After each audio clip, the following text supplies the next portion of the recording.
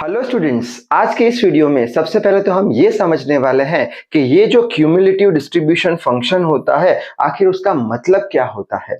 और साथ ही साथ हम इसके बेस पे थोड़े बहुत न्यूमेरिकल भी सॉल्व कर देंगे, जिससे करके क्यूमुलेटिव डिस्ट्रीब्यूशन फंक्शन के सारे कंसेप्ट हमारे क्लियर हो जाए।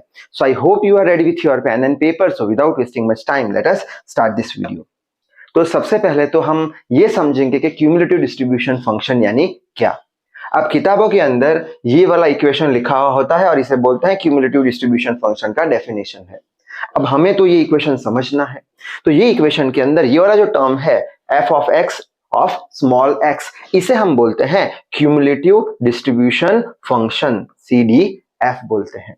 अब इसका डेफिनेशन क्या है कि probability of capital X is less than और इक्वल्स टू स्मॉल x, यानी क्या।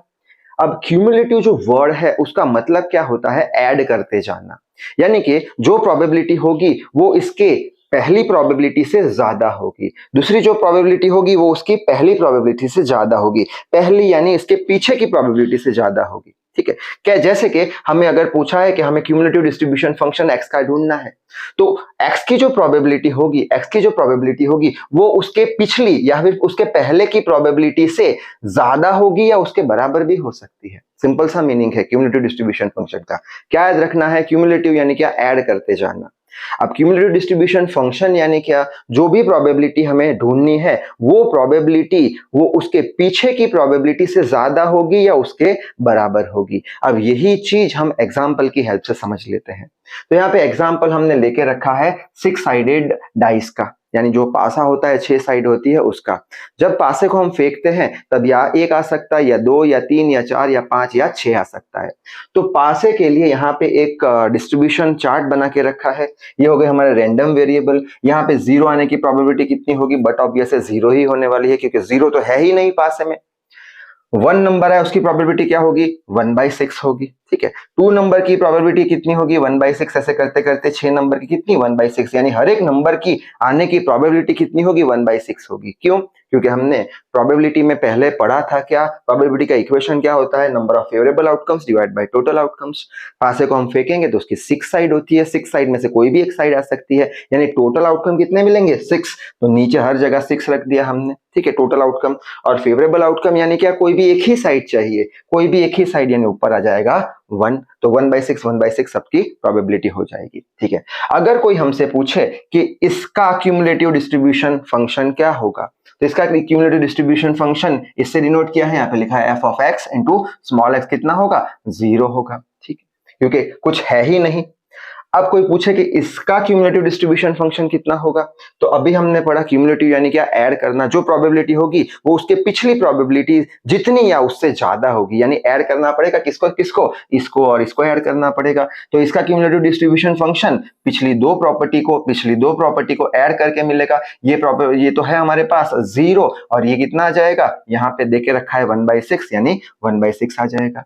ठीक है, यानी कि यहाँ पे ये हमारा क्या हो गया है, x, और ये इसका पीछे का यानी कैपिटल X, यानी x आने की जो प्रोबेबिलिटी है, वापस एक बार, x आने की जो प्रोबेबिलिटी है वो कैसी होगी, वो किससे बड़ी होगी, उसके x से बड़ी होगी। पिछली जो प्रोबेबिलिटी है उससे बड़ी होगी, पिछली जो प्रोबेबिलिटी है उससे बड़ी होगी, या उसके बराबर भी आ सकती है। जैसे कि यहाँ पे हमने देखा, यहाँ पे x ये वाला है, यहाँ पे x ये वाला है, इसकी प्रोबेबिलिटी कितनी होगी, इसकी प्रोबेबिलिटी जो होगी वो इसके बराबर होगी, यानी x is equal to x, तो उसके बराबर भी हो सकती है, उससे ज्यादा भी हो सकती है। ठीक, अच्छा, कोई पूछे कि इसका क्यूमुलेटिव डिस्ट्रीब्यूशन फंक्शन ढूंढो, तो क्या करेंगे, अब ये हो जाएगा हमारा x। ठीक है, अब इसकी प्रोबेबिलिटी जो होगी वो इससे ज्यादा होगी, कैपिटल X, ये हमारा पीछे का कैपिटल X हो गया। तो हमें ये तीनों को ऐड करना पड़ेगा। यहाँ पे तीनों को ऐड किया है, कैसे किया है, 1/6 प्लस 1/6, और 0 तो है तो 2/6 आ जाएगा। कोई पूछे कि इसका क्यूमुलेटिव डिस्ट्रीब्यूशन फंक्शन क्या होगा, तो ये सारे जो है हमारे सबको ऐड करना पड़ेगा,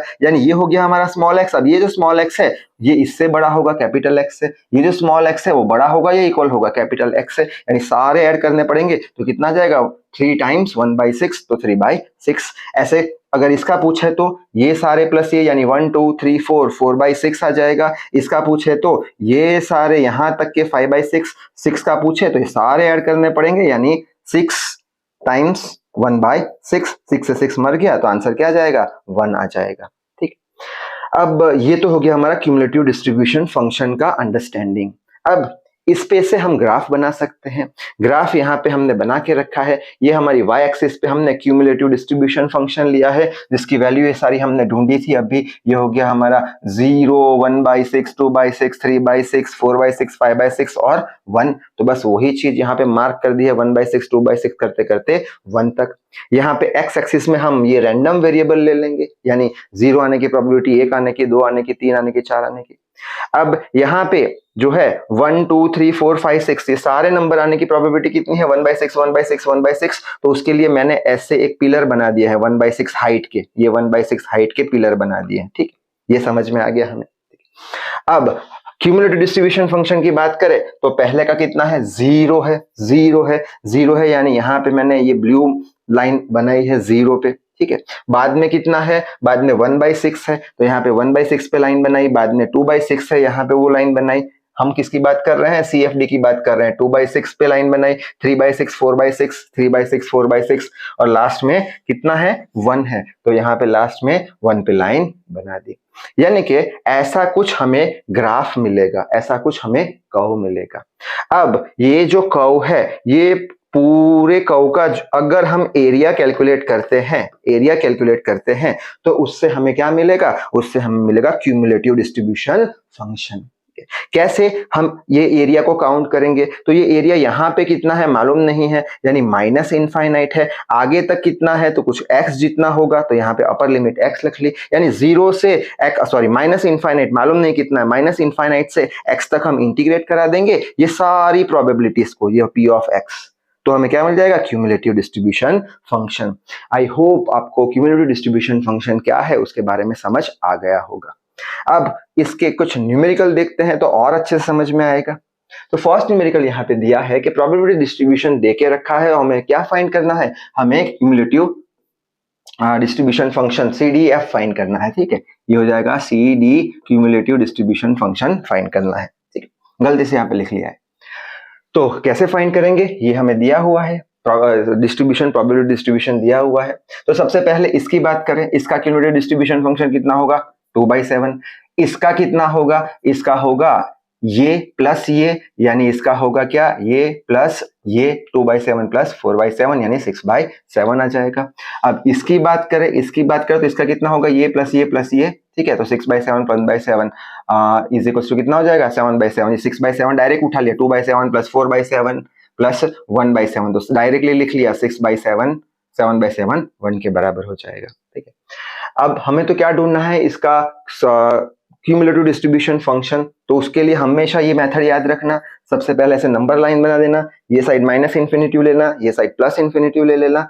यहाँ पे कौन सा? 0 नंबर, फिर 1, फिर 2। ठीक है, अब 0 से कम होने का क्या होगा? प्रोबेबिलिटी देखे रखा है, कुछ नहीं है तो 0 ले लेना ऑलवेज। ठीक है, बाद में 2/7 है, यहाँ पे 2/7 लिख लिया। 6/7 यहाँ पे CFD कर रहे हैं, 6/7 है, यहाँ पे 6/7 लिख लिया और बाद में 1 है। और 2 से बड़ा यहाँ पे कुछ दिया नहीं है, 2 से बड़ा कहाँ तक?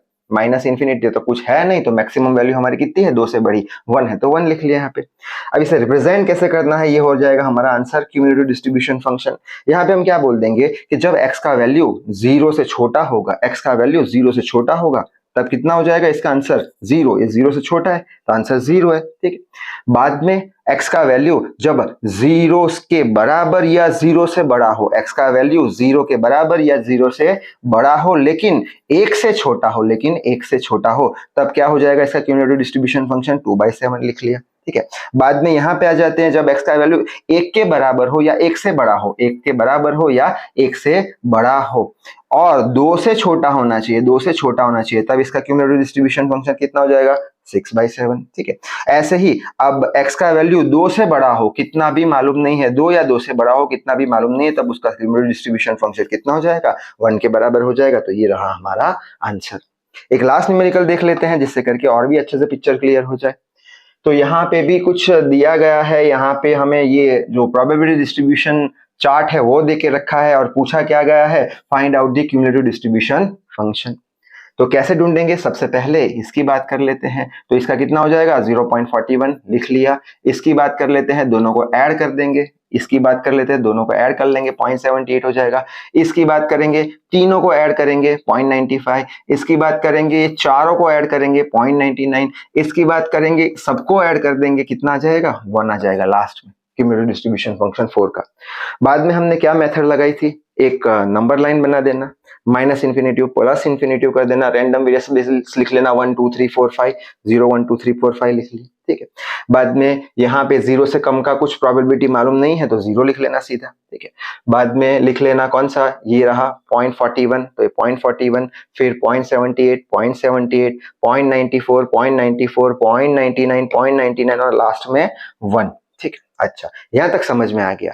अब हमें तो क्या ढूंढना है, इसका क्यूमुलेटिव डिस्ट्रीब्यूशन फंक्शन, यानी ऐसा कुछ आंसर ढूंढना है। ये आंसर हम कैसे रखेंगे, तो उसके लिए वापस से पिछला जो न्यूमेरिकल था सब में एक ही मेथड होती है। तो यहाँ पे जब x का वैल्यू 0 से छोटा होगा तब कितना है मालूम नहीं है, देके नहीं रखा है यहाँ पे, तो 0 लिख लेना।